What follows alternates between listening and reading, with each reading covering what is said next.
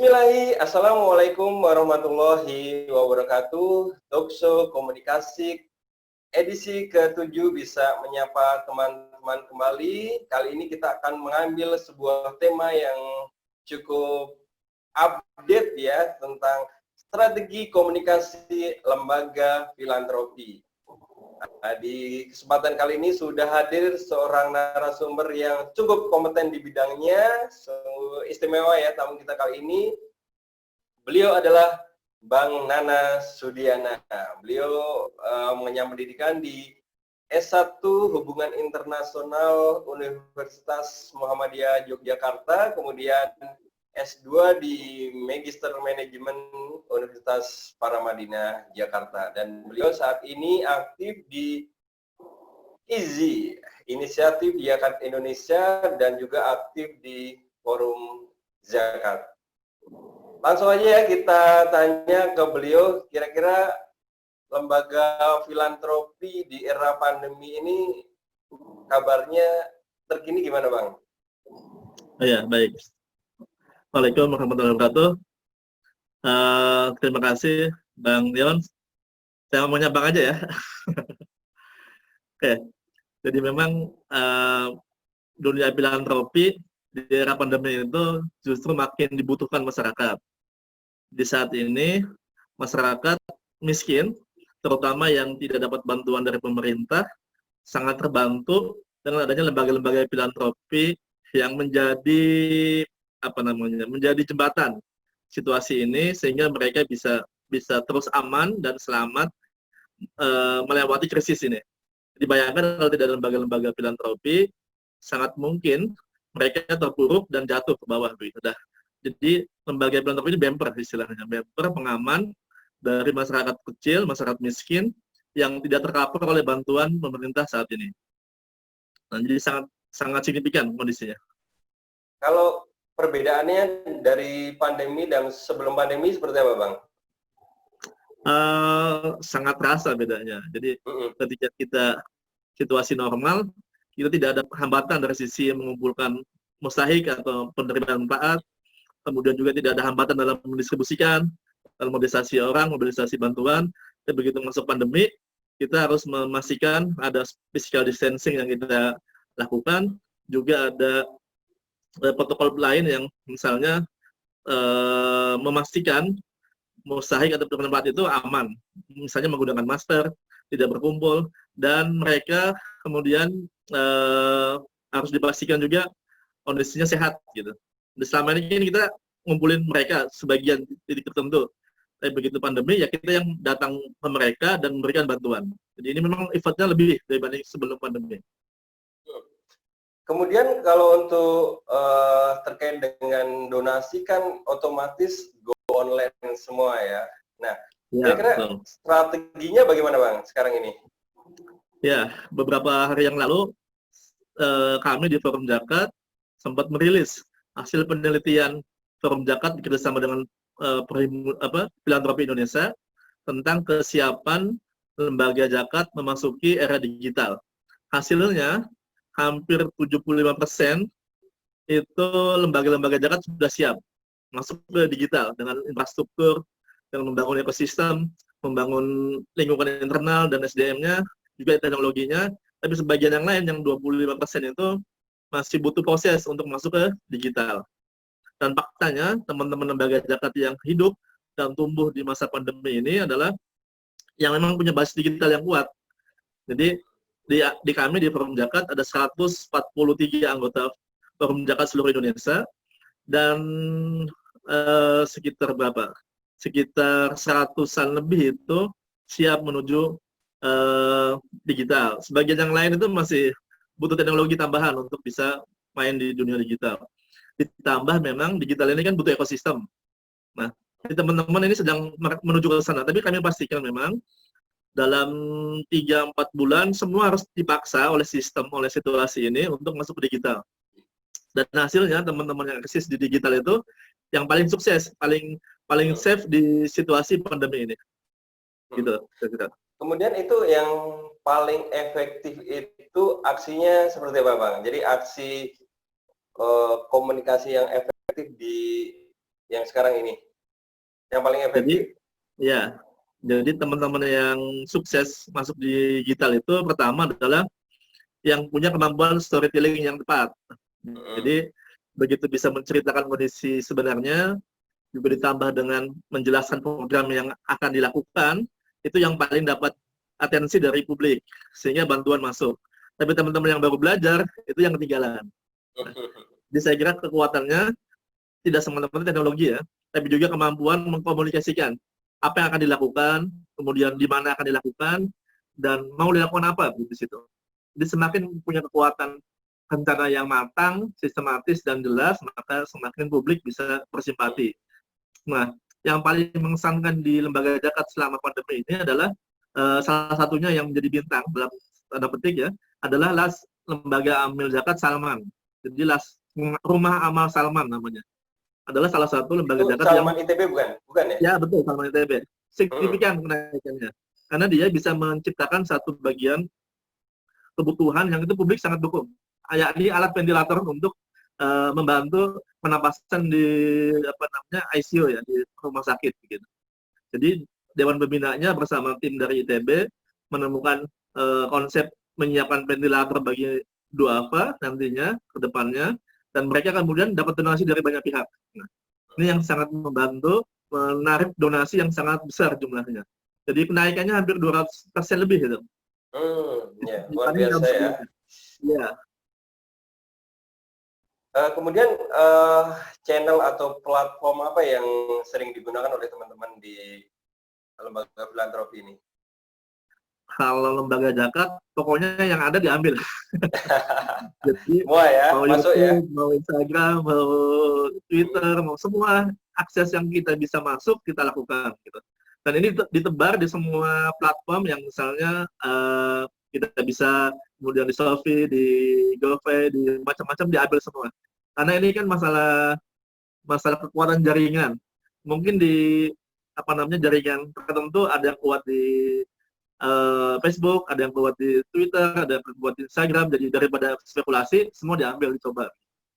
Jadi teman-teman lembaga zakat, setiap peluang baru diambil, tidak pakai menunggu lama.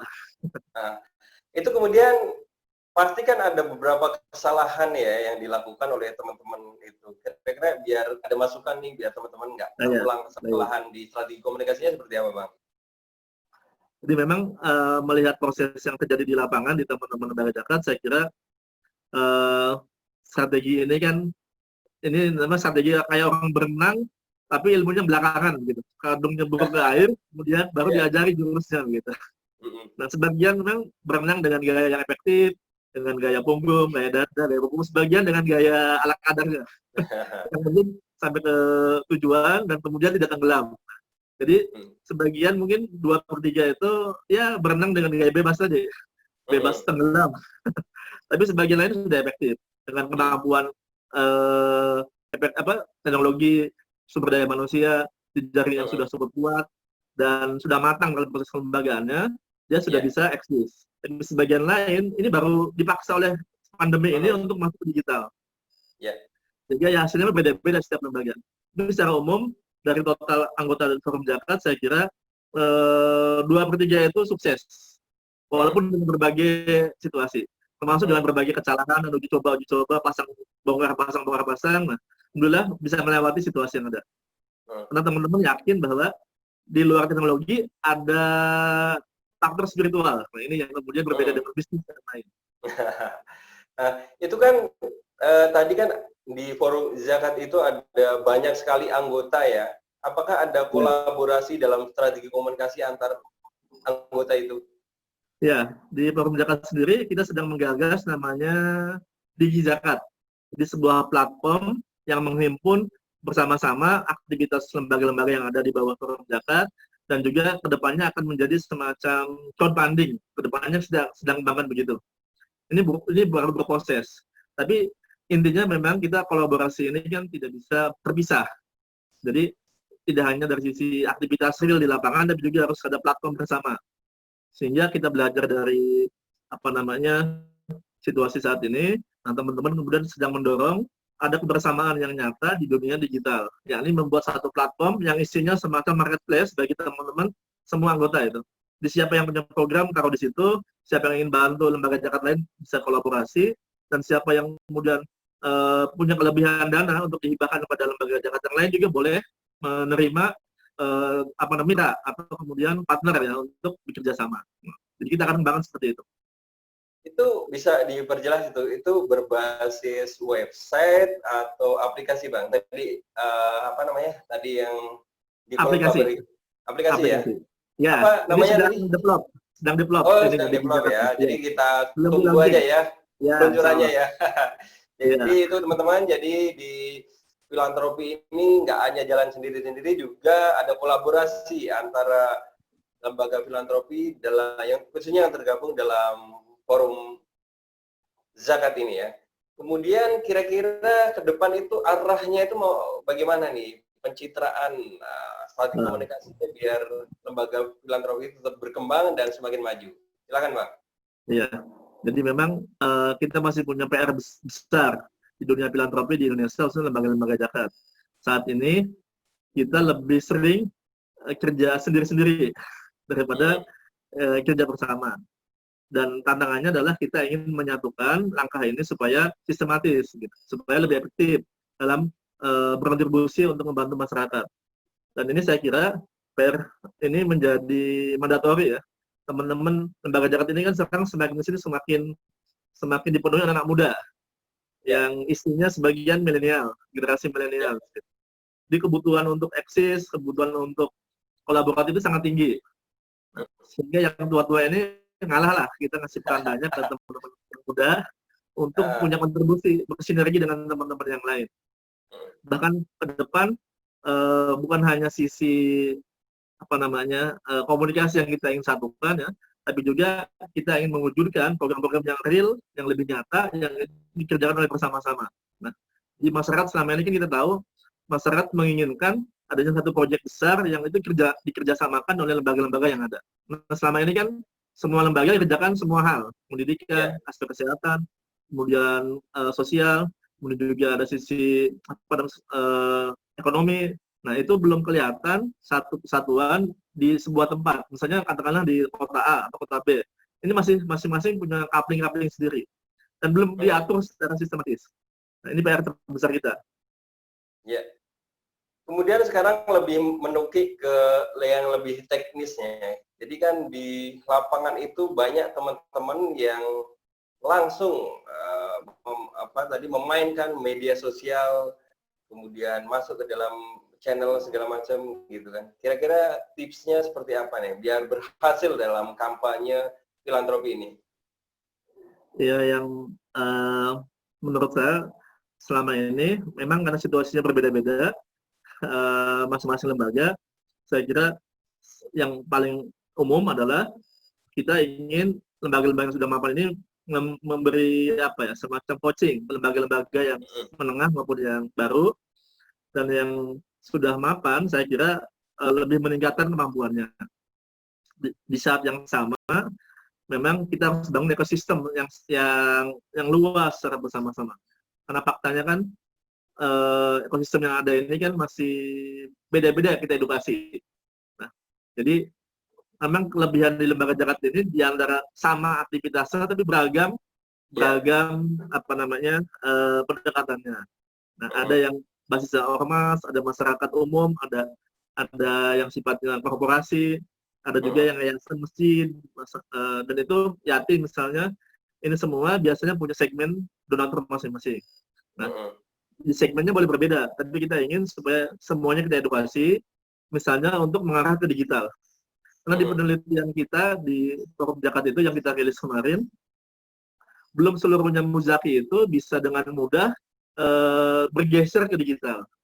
Jadi masih ada donatur yang minta dijemput zakatnya, minta didoakan untuk ketemu ke rumahnya, juga minta dia datang ke kantor gitu, ingin ketemu dengan para amil zakat begitu. Mungkin kangen deh. Lewat Zoom gitu nggak bisa ya, belum. Mungkin kurang mantep kali ya. Karena kan jadi kita memang unik di dunia zakat saat ini. Boleh jadi penggerak dunia zakat ini kan sebagian udah diisi milenial, tapi faktanya piramida muzaki itu sebagian diisi oleh orang tua. Iya, Jadi orang-orang kaya yang mapan, yang punya uang cukup signifikan itu masih didominasi oleh orang-orang yang dapat kolonial itu. Sehingga mereka masih suka didoakan, kemudian iya. masih suka ketemu langsung, dan masih suka dituliskan kwitansi untuk diterima Iya. begitu. Ada kepuasan ketika didoakan oleh para amil. Ini yang berbeda dengan para milenial tadi. Dan ini mungkin butuh 5-10 tahun menghabiskan yang tua-tua ini supaya berganti generasi. Ini Bang ya, sekarang yang selanjutnya yang terakhir nih, Ya. pesan-pesan lah buat teman-teman yang bergerak di lembaga zakat filantropi ini kan, kira-kira biar bersemangat Ya, gitu. baik. Seperti apa Bang? Ya, baik. Terima kasih Bang Yan. Jadi yang pertama memang saya kira dunia zakat ini kan unik, seperti saya sampaikan di awal. Jadi sepenuhnya kemampuan lembaga itu tidak menjamin orang berzakat pada lembaganya, gitu. Jadi ada aspek religiositas di situ. Jadi orang akan melihat mungkin lembaganya sudah besar, tapi kemudian belum tentu kemudian orang menjadi tertarik untuk bantu. Nah, karena ada faktor tadi, faktor keikhlasan amil, faktor kemudian spiritual ya. Jadi orang bisa jadi justru membantu lembaga-lembaga kecil. Nah, belum tentu dia tertarik membantu lembaga besar begitu. Jadi tidak menjamin lembaga yang bagus sisi digitalnya lantas kemudian paling dapat banyak bantuan dari masyarakat, belum tentu. Ya, jadi ada faktor tadi.